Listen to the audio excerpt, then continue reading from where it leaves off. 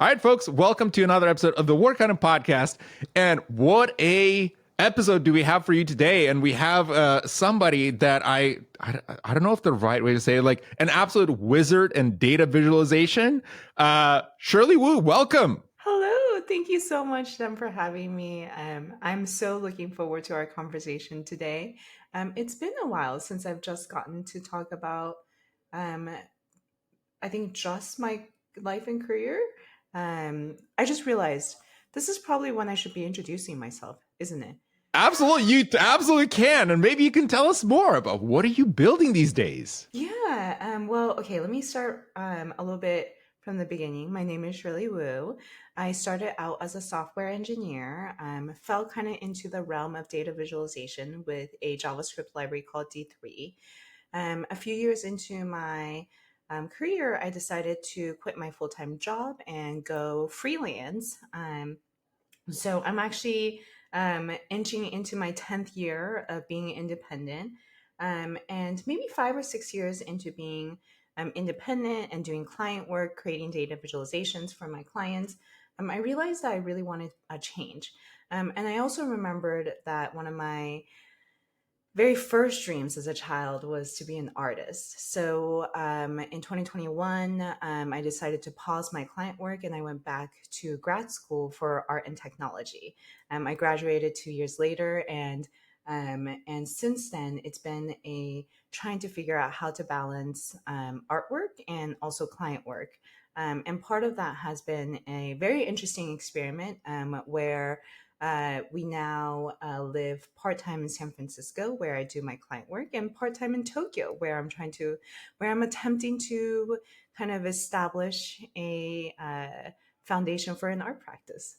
Yeah. This is wonderful. And it also seems like a very non-conventional path. Like I wanted to be an artist, so I became a software engineer. Like tell me more what led to that? Oh yeah, a very logical path, right?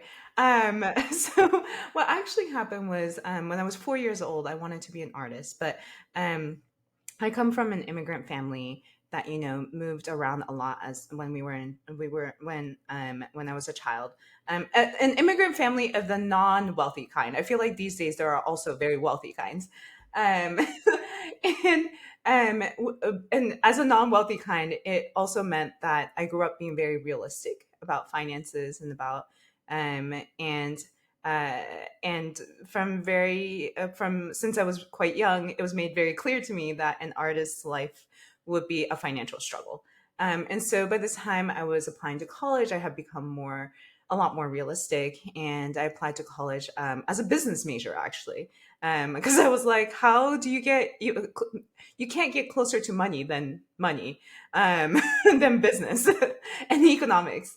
And so I actually initially studied finance, realized that work culture was really not for me, and started taking computer science classes for fun. It was something I have always been interested in since early high school and just was never offered in my high school. So I started taking computer science classes and I just really loved it. I think I loved it because I felt like it was a different way of understanding the world, a different way to think about the world. Um, and then especially like learning how computers work, and how to make these like machines um, do what I wanted to ask it to do. All of that clicked, and I kind of fell in love with coding. And then that was kind of my first, I guess, transition. And then when I graduated, I started as a software engineer at a big data company. Big data. So yeah, so the it's like interwoven data analytics, data software engineering was kind of there from the beginning. Yeah. Well, I kind of accidentally fell into the big data part.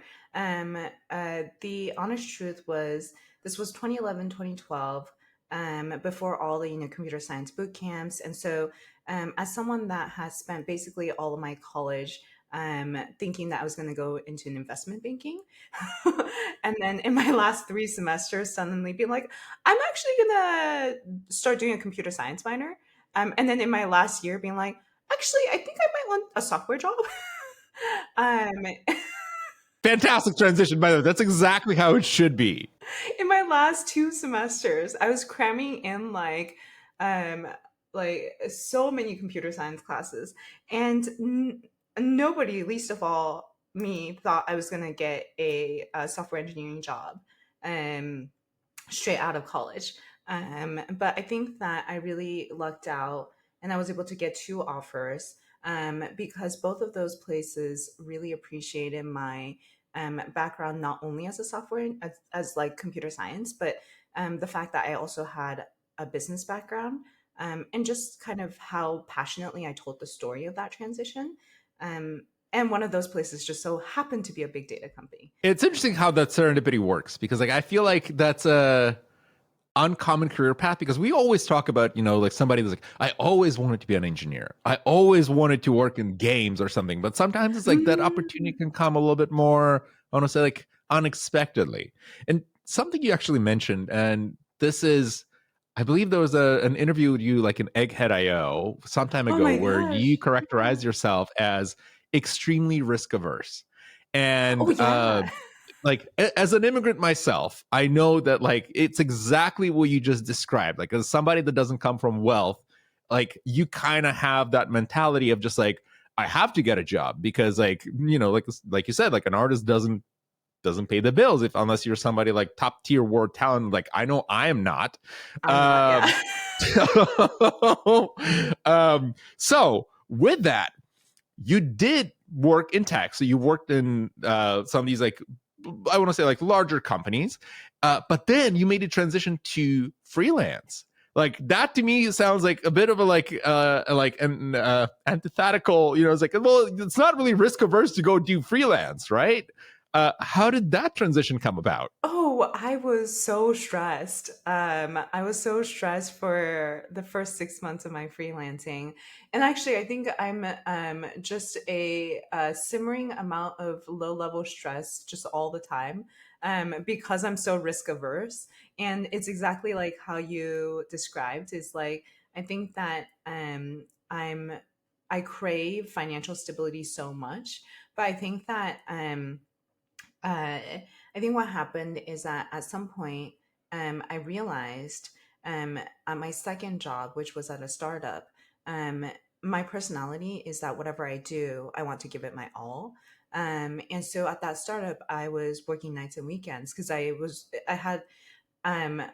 just having a blast, like building up like helping build a product from scratch. Um, but then one of those nights and weekends in the office, I looked up and I realized like I was just alone. uh, and and then it occurred to me, I was like, oh, um, if what I have to my name is this finite resource of time, why am I like sacrificing all of my time? Because we're all salaried. It's not like I get paid anymore for um so why am I sacrificing my finite resource for someone to help build someone else's dream? No matter how much like I'm enjoying the process, like um at the end of the day, it's someone else's dream. So if I'm going to work nights and weekends and I'm going to go all in on something, then I want to go all in on my own dream. And that's not something I can do at any company. Or I don't know, maybe there is, but and I think that's that, along with like there was some amount of like unpleasant things that happened that led me to kind of also get a little bit jaded about the corporate world and politics and bureaucracy, and that's why I ended up quitting to do my own thing. And I think what keeps me going, what keeps me independent now, even almost 10 years later, is that I realize I my personality is I love freedom. And when my first year after I quit, I described it as it. It never occurred to me how odd it was that we have to ask our bosses to go on vacation, like as if we're children that have to ask our teachers to go to the bathroom.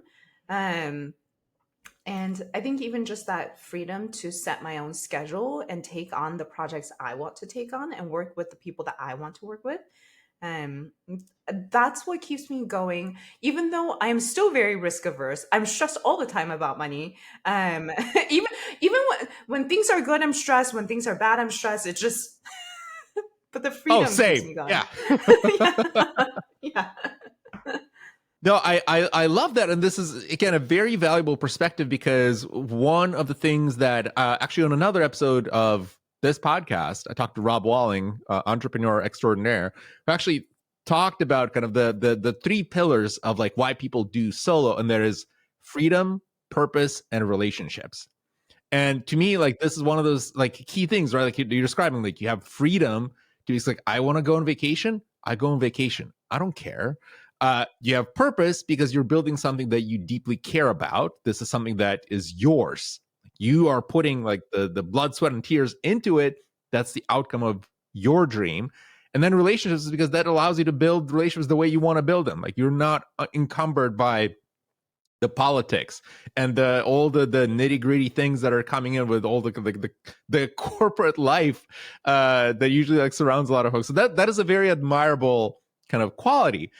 And on that, like, was there any particular kind of, I want to say like encouragement or any nudge from anybody in around you, your friend groups, your community, where folks said you can do this? Like this is like you know, have you consulted anybody that like I'm thinking about freelancing, I'm thinking about doing my own thing, or was it just more of like I'm done, I'm out, I'm doing my own thing? Oh, actually, so there was two good friends at the time who also was in the data visualization kind of like meetup groups who actually were the ones that convinced me that this would be a very, because I think before I talked to them, because I was just talking to them about like I don't know what to do, like I feel like I feel like I want to take a next step, but I don't know what that next step is. And the two of them at the time were freelancing. And they were like, do you want to give this a try? And I was like, oh, no, no, no, I'm so risk averse. And they actually walked me through step by, like, they broke it down for me. The business side of like, this is how, like, you need an accountant. Here's how you make an LLC. This is how you invoice. And then here's like how you could potentially get clients. And and so they were like amazing and very instrumental in me even feeling like I could do it. So I owe it all to those two friends. Um, uh, and then I think that it was uh, outside of them, it was like a mixture of like, huh, why? And like some people are really understanding, and some people being like, but why? Because it's typical for folks to think like, right, like you have a job, you made it, right? Like, hey, you're working at the company X or whatever else, and it's like, well, why would you not keep that job, right? It's kind of a There were people outside of tech, they were like, wait, but you have stock options. Like your stock options are good. Why are you leaving? Yeah. I had to explain that math to some folks before. It's like, you know what stock options I allude to? Like that's monopoly money. It does not exist. Yeah. It is Like, paper right? money. Like it is paper money. Like, yeah, it's like that's you think I'm rich. I am not.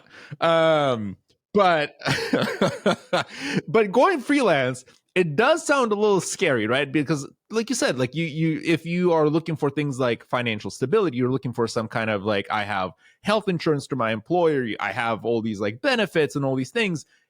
I'm just throwing it all away to do my own thing. Was there any hesitation on your part as you were going into freelance of like, like what am I going to do about all these things? Or was it more like I'll figure this out as I go? I think that I've since realized that the way that I make big, like life altering decisions is that I think I spend a very long time researching. Um, and I think that that was something that had been percolating in my mind for like maybe half a year, where I was like talking to people, I was like asking, trying to understand like how that lifestyle worked and how the logistics of it worked. But once um there was a trigger, the decision was like immediate. Like I went from should I do it to immediately okay, I'm doing this. And I think that in that I think on that same day of like, okay, I'm doing this, I think it was also because I found out, and this is something that I was really lucky to have, which is I found out because my biggest worry, like you said, was health insurance. Um, and what I found out that day was that um, if in California, it is at the company's discretion, but you can, if you have been I think was a long-term domestic partner, I think is the term, um, then a company might also extend health insurance to the domestic partner. Um, and so at the time, was dating my boyfriend, now husband, for I think a good number of years, and we have been living together for at least a year. And so I was able to get health insurance through his company. Extremely, extremely lucky situation that I was in. That, and because of my first company, whose stock options was not paper money because they had IPO'd, right around when I joined, that I did have a little bit of extra money in the bank, extra savings in the bank. And I had about like 6 months of runway if I was like really did not do anything, right? Like if I just like did not go outside, all I ate was like sandwiches. um, and so for those first 6 months, I saw like nobody but my boyfriend. But that was the two lucky things uh, that was going for me, that made me feel like I could give this a try. And um, I made a promise that if I did not make as much in my first year freelancing as I did as a full time as I did full time, then I would go back to my full time job. Looking back, that was a very ambitious goal, but I did make it within roughly a year. Yeah, no, and that's fair. And it actually, you kind of read my mind over the next question that I was going to ask, which is, well, jumping into this, like, did you have a backup plan? And it sounds like the backup plan essentially was like, well, if things don't pan out, I'll just go back into the same kind of tech space that I worked in before. Which again is like a lot of folks, I don't think, we can paint like maybe today's economy is different and there's a lot of kind of nuance to this answer. But I feel like a lot of folks forget that like if you really know what you're doing, like you'll find a job. Like you'll be okay. Like I'm convinced of the fact that like you can always do it. Yeah, and you're absolutely right in that in this economy it's a little bit harder, but um, I guess this was in 2016, like the kind of the heyday of tech. Uh, um, Pre-pandemic. Yeah. pre-pandemic tech. So there's also that's also another part where I was like, but I think the way that I thought of it was not a backup plan. It was not a fallback solution. It was a like I better meet this goal or else I have to go back to a full-time job. It was actually something I had to promise to my parents because they were like, why are you doing this? And so I had to give them like a deadline slash ultimatum of like, this is my 1 year to make it work. And like, what better time than in my like, 20s when I have no other responsibilities other than to myself. Um, and and so that actually was the biggest motivator for me, of I because I was so driven by the fact that I did not want to go back to a full-time job, that it was actually what made me work so hard to meet that goal. That is again such an admirable perspective, and it's uncommon because I love the idea of saying like I cannot tolerate going back so much that I'll figure this out how to do this by myself. Which again is like it's the point of pressure that actually works. Right? It's like, oh my gosh, like I hate this job so much that I will do anything but not go back. Well, to be fair, I think a lot of it was also pride and ego that like I made this big announcement that I was like leaving and I'm not gonna do full time and I'm gonna make this freelancing thing work. And so like there was a big part of it that was also like pride that was like, well, I can't go back on that now. No, but it worked out. And like as timing would have had it, like right, and I believe it was like 2017, you had that Hamilton visualization that I think made the rounds in like Fast Company. Like freaking Lin-Manuel Miranda tweeted about it.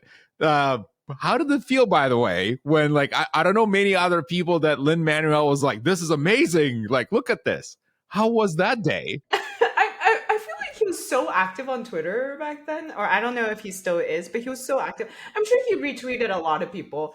But it was a moment where I distinctly remember this because I think I actually published Hamilton on my birthday. And then I think like a day later or something.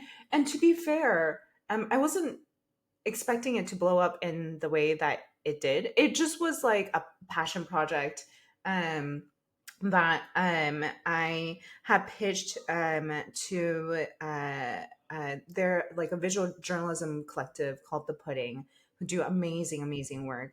And I had pitched it to them, and I was like, I really like this musical called Hamilton, and they're like, "What's that?" This is like 2016. And I was like, can I? And then, it's such a fascinating musical because it has all these repeating themes and the lyrics are so good. Can I would love to do a visualization. Um, and then I worked on it for like 3 months because I just was like, I loved it so much. And then I didn't expect it to blow up the way it did. That day after I like published it and I put it out on Twitter, I actually published it and then went out to see my friends for my birthday. And for the entire afternoon and evening, my phone wouldn't stop um, with notifications to the point I had to silence it. Um, and it wasn't until I got back later that night. I remember like I was just like catching up on everything. And then suddenly I get a notification that's like Lin-Manuel Miranda retweet. And I was like, what? I stopped breathing for like a full minute. And I was like hyperventilating for like 5 minutes straight. And I was like, I was like screaming. And then I had to calm myself down. I had to be like, he's just another human being. He's just another human being. He's a human being that made an amazing, amazing work of art, but he's just another human being. Calm yourself. But I would say that it is to this day one of the highlights of a birthday I've had. Immigrants, we get the job done. That's that's Yes. the, there we go. So that was like an amazing, I think, also opportunity to kind of bring visibility to your work, right? Like you as a data visualization whiz, like you have this amazing kind of project. Did that feel like validation to you? That's like, I am good at this. Or did it add more pressure? It's like, oh my gosh, now people are expecting me to do this stuff all the time. Like, Oh, how both. did it feel? Both because so it it was very I was saying that it was very intentional on my part to for those first 6 months to only take on external facing work. And something that I remembered from like my business classes, I actually had to take a marketing in class, was like the importance of branding and personal brand and the corporate brand and establishing like your own portfolio and how to get that out there. And so it was very much on purpose that for those first 6 months, every single client project that I did was something that I could publish and share and put into my portfolio. I really did not expect that one to be the one that blew up. And I think that it was so much more attention than I would have ever expected. It was extremely flattering. I think it was also, like you said, very validating because some of the comments I was getting was, "Oh, I didn't know that, like coding could make something so beautiful." That was both flattering and validating about what I have been doing. Because I think up until that point, I had only thought of it as like, "Oh, this silly little thing that I do." And whenever people were like, "Oh, that's really good what you're doing," and I'd be like, "No, no, I just spent my 10,000 hours on this thing." Um, and if no, anybody can do it. But that was the point at which I was like, "Oh, there is something. I do have like a style and a voice, and um, And I think that was the first project that gave me that confidence to keep doing what I was doing. At the same time, um, I really floundered for like what to do next, because I was like, oh no, now that I have this, like, how do I repeat that? Like, and then I think there was a while that I was like, oh no, what if I'm a one hit wonder? And it took me like a while to be like, okay, but what's wrong with that? Like, um, yeah, so both. But you were not a one hit wonder. That's the thing, right? Like you had a project, right? Remember like another visualization they had for like the Nobel laureates about how many of them were women, and that like the 3D, like that was freaking amazing. Like Thank that's you the so kind of much. stuff that like you look at that and you're like, wow, this is like a talented person built that out. Like there's no way you can just do this on a whim.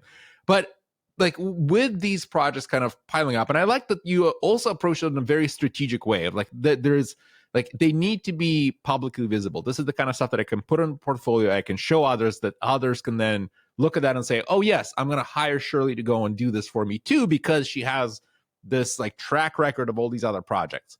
With that, when you started kind of going through this, did you find that it made easier for you to get new clients once you had this kind of public facing set of work? Definitely. But here's the funniest thing.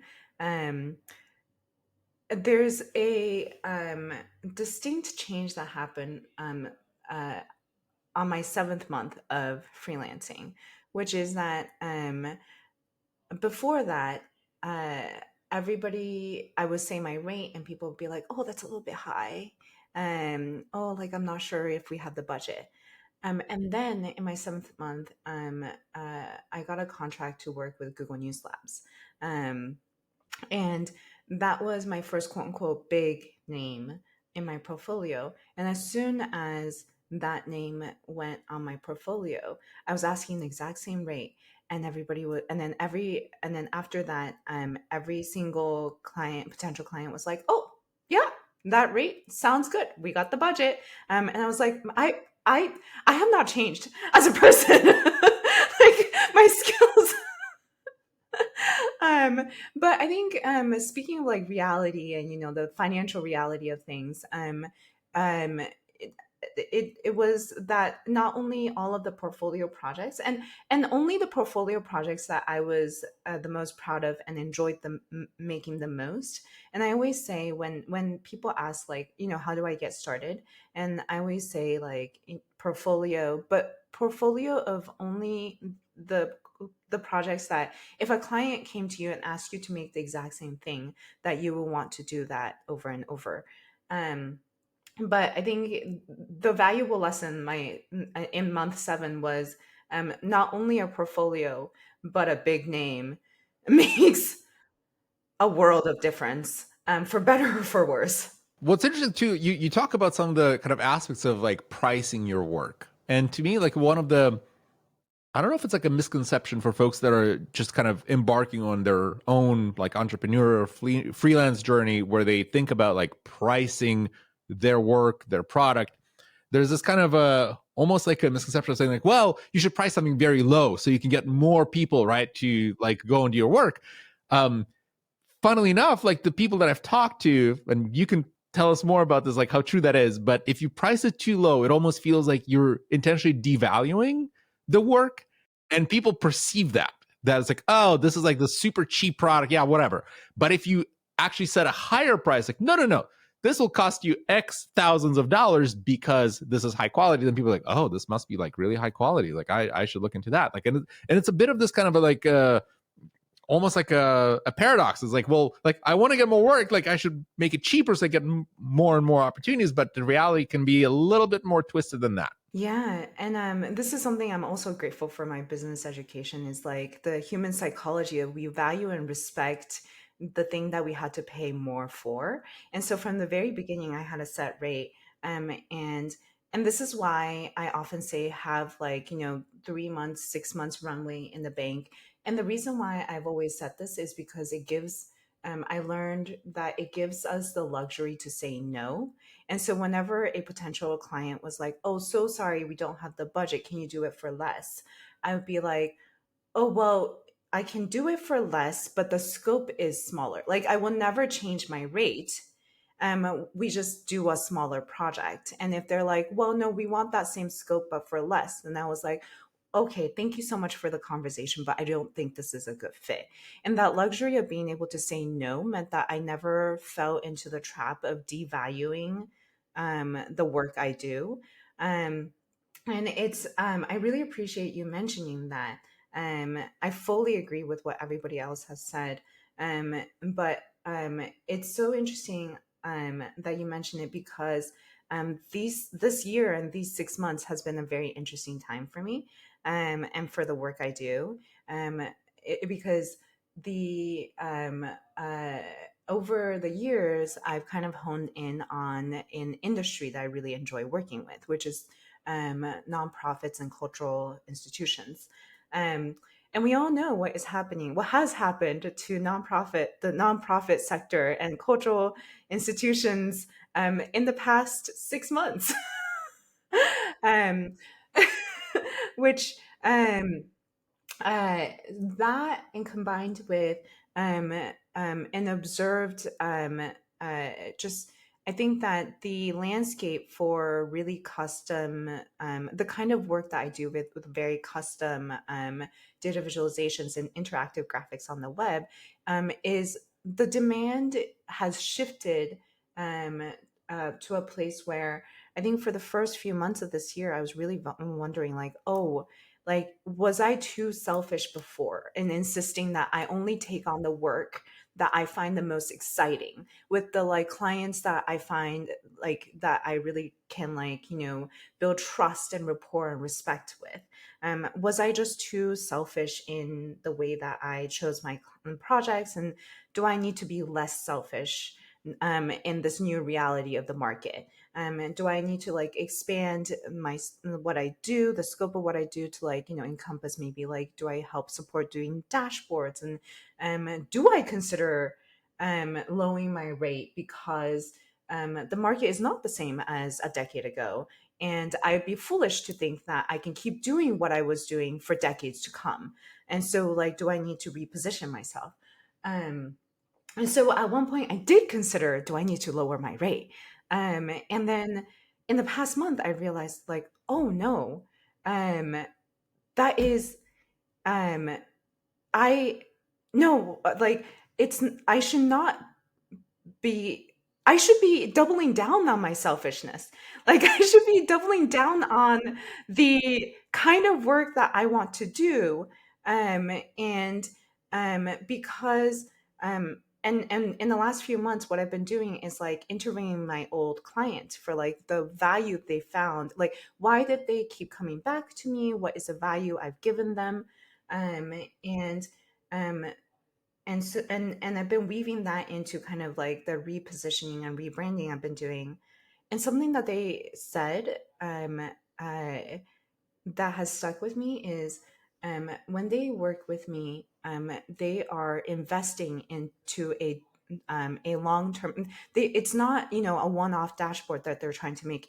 They are investing into a long term solution, a durable tool that they can use for years and years to come. Like, one of my clients, I built a tool for them 7 years ago, and they're still using it on the regular.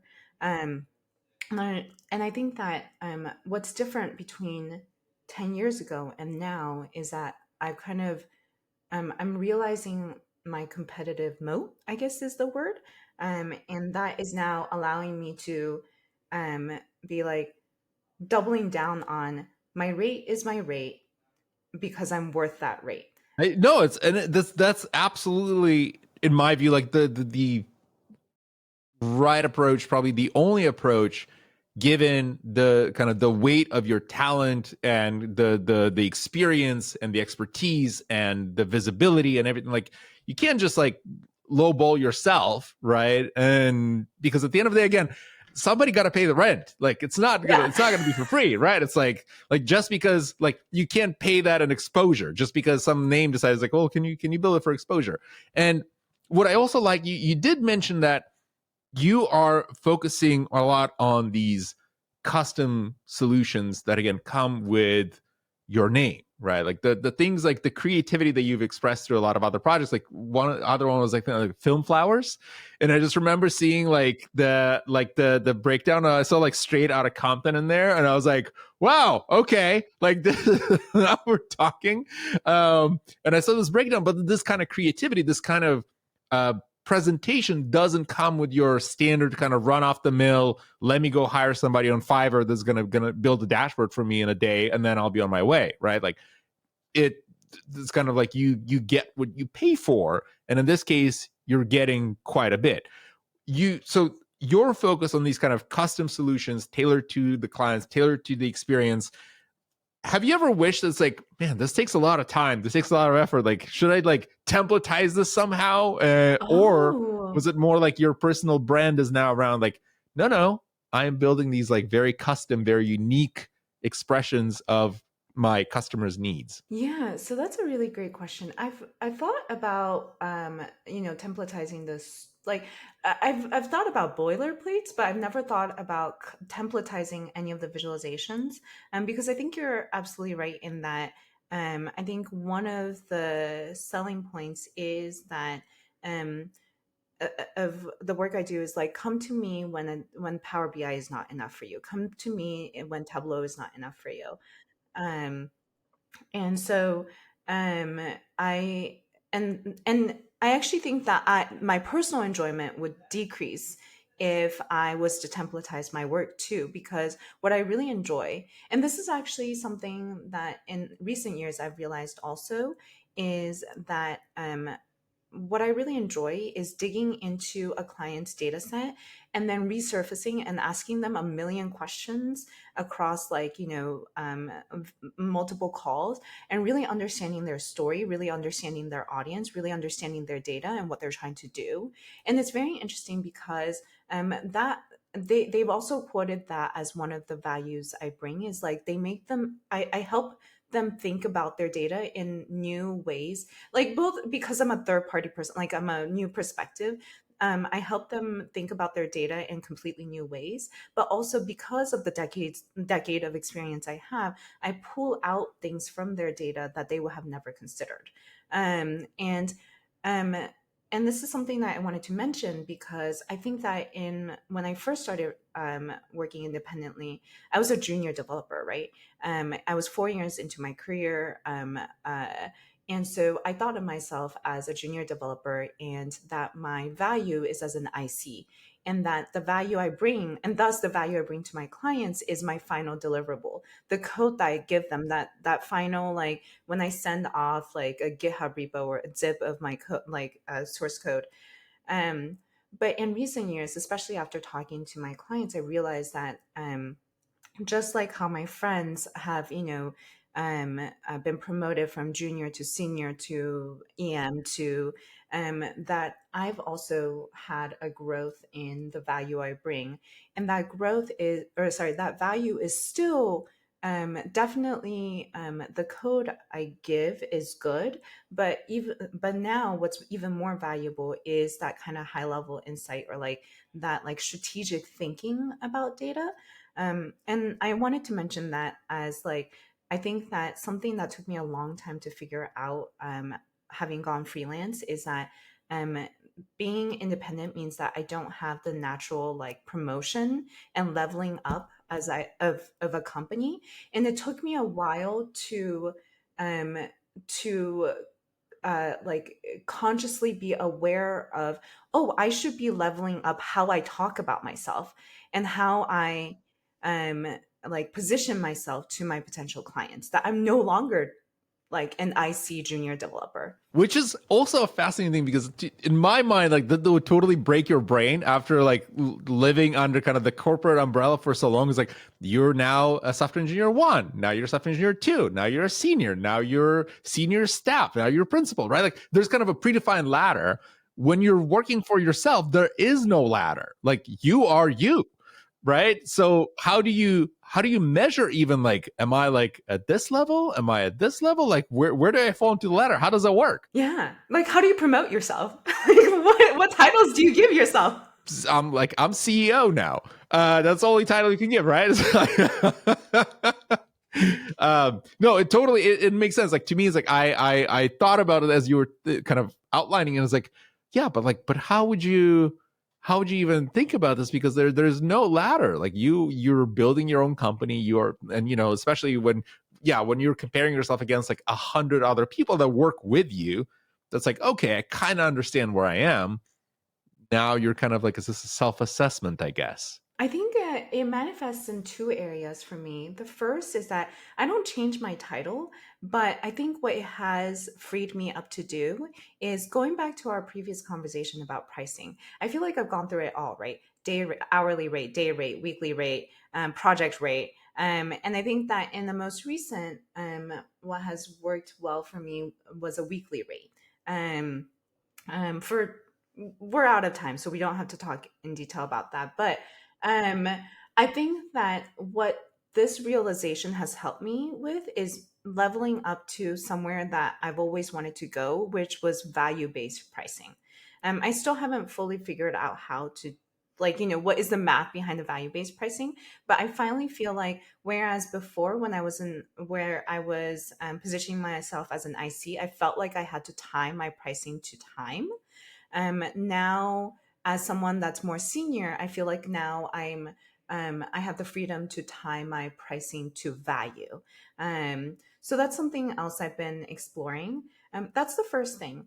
The second thing that it has freed me up to do is considering that I think there's part of my personality is I love novelty and I love learning new things. And I think that um, being a consultant, like a quote quote expert consultant, means that um, when a client hires me, they're not looking for me to experiment and learn new things. They're looking to me to do what I know how to do.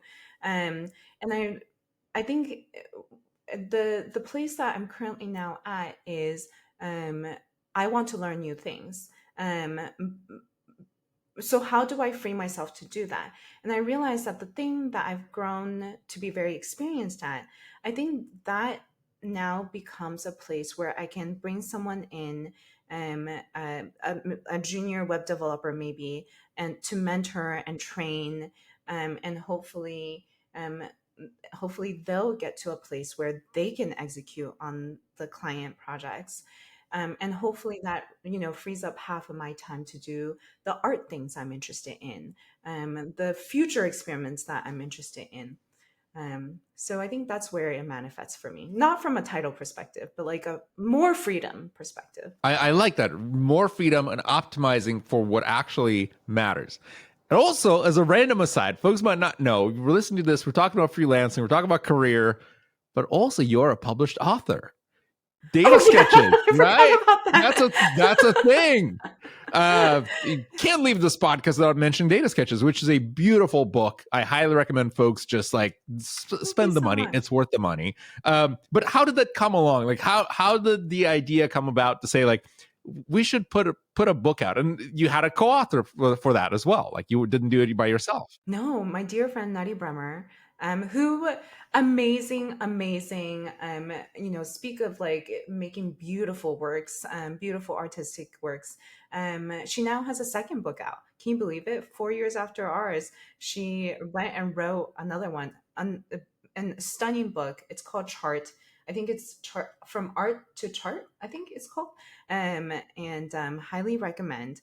But Nadi and I actually met 10 years ago, actually. And it was another one of those things where we were like, oh, we both have full time jobs. It's so hard to work on our own thing. Like, we want to work more on our side projects, but the full time job is so demanding. So, like, what if we keep each other accountable? So, Data Sketches actually started out as like a digital, like, personal projects between two friends. Um, and that had so much unexpected impact within our data visualization community because what we decided to do was 12 projects per person, and we would do the whole project from start to end, get the data, design, and code, and write about the whole process. And that behind the scenes write up resonated so much with so many people, that someone, Alberto Cairo, um, who is like a very established author in our industry, actually had an offhand comment that was like, this could be a book. If this was a coffee table book, I would buy it. And we were like, well, if Alberto says that, we gotta make that happen, right? So I think we spent like maybe a year or two pitching. Um, and we were very and with mixed results because we wanted to have something that was not fully coffee. We wanted like a hybrid between coffee table and textbook, and no publisher at the time wanted to take that risk on like two, non-authors. And it wasn't until Tamara Munzner, another very established author, academic in our field, took the chance on us with her publisher, that it happened in 2021. Yeah. What a wild ride it was. And here you are. You now have a book. Yeah, it was a wild ride. And it's a great book. Like, it actually turned out really well. Thank you so much. I love this. I love the kind of the multi-talented conversation that we had. I know we're getting a time, and I ask one question that I ask of all my guests on the show to wrap it up. If you look back at your work, your career, your learnings, if you'd give one piece of unconventional advice to somebody listening to this podcast thinking that they want to follow in your footsteps, what would that piece of advice be? I'm going to reframe the question to be, what would I say? I think this would be so much easier. What would I say to myself from 10 years ago, just starting on the journey of going independent? Believe in yourself. And I say this because you are so hard on yourself. You are so filled with self doubt that even when other people tell you that you are doing a great job, you refuse to listen to them because you only ever think about all of the negatives that you yourself can, and only yourself can see. And that has brought you to really good places because it has led to a consistent search for perfection, a consistent search to always do better than before. But it has also made things really hard for you because you can never believe that you deserve where you are now. You never take a pause to just stop and rest and take a look back behind you to see all that you've accomplished. You only ever look forward. And that can get really exhausting, and that leads to burnout. So give yourself some grace, give yourself once in a while the permission to rest, and acknowledge all that you've been able to do. This is wonderful advice. And I'll say, like, look, this is unconventional in our modern culture of kind of like the hustle culture. Like, you got to always be doing things. Oh, Just yeah. it's very wholesome. And I think it's very, very relevant. Shirley, thank you so much for being with us. Where can folks find you online, learn more about your work? Oh, yes. RIP Twitter. I Yeah, that was a fun ride while it lasted. I know. So I'm still trying to figure things out social media wise, but my website is shirleywu.studio, and I send out newsletters via shirleywu.studio/notebook. And I'm most active nowadays on Instagram and LinkedIn, of all places. Instagram is shirleywu.studio, and LinkedIn is shirleyxywu, I think. Yeah, thank you so much for having me. What a fun conversation to have with you today. Absolutely was. And we'll also make sure to include all the links in the show notes. So if you're listening to this, like, how do I catch up with it later? The links in the description or the blog post or whatever podcatcher you're listening to this. Shirley, again, thank you so much. It's been a delight having you here. Thank you so much, Dan.